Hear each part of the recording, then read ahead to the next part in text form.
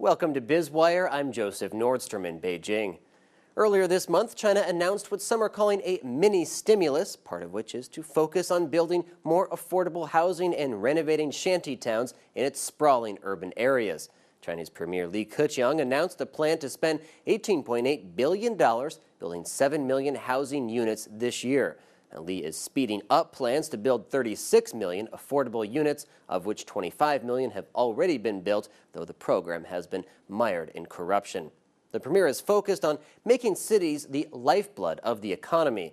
This urbanization is thought to increase efficiencies as well as stimulate more spending by consumers. If the subsidized units are built as promised, it will be great news for those struggling to pay for the rising cost of living in the world's second largest economy. Investment in real estate has cooled, allowing demand to catch up with supply, and this spending could help developers get through this down period. While investment in real estate has slowed, prices of homes in most cities across China have not. New home prices rose by an average of 10% in all but one of 70 major cities that the Ministry of Housing follows. This makes new construction of affordable units all the more important. Some estimate that around 30% of properties in China's cities remain vacant. This has led to a popular perception that China has built too much too fast. However, recently, in a great piece in Quartz, Li Keqiang says that other than a few isolated cases of empty ghost cities, China doesn't have an oversupply of homes, but actually a shortage of quality buildings that people want to live in. China's urban areas are growing at a pace unprecedented in global history. The World Bank estimates that through 2030, 13 million people will move to cities every single year.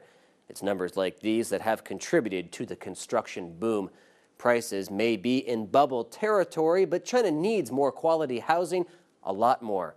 The construction of affordable housing is vital in a culture that values owning your own home as much or even more than Americans do. Unfortunately, in the past, the billions spent on low-income housing has been wasted through graft, and units were allocated to those with connections and not who really needed it. For years, China has tried various measures to lower the cost of housing, but so far these market interventions haven't noticeably helped.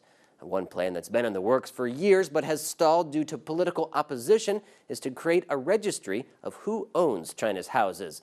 This could cause some officials, many of whom own more property than their public servant salaries could afford, to sell, flooding the market with new supply, bringing prices down to more affordable levels. You're watching Biz Wire on the Blue Ocean Network, China's first and only privately owned English-language broadcast media. Our full episode can be seen on our website, BONTV/biz-wire.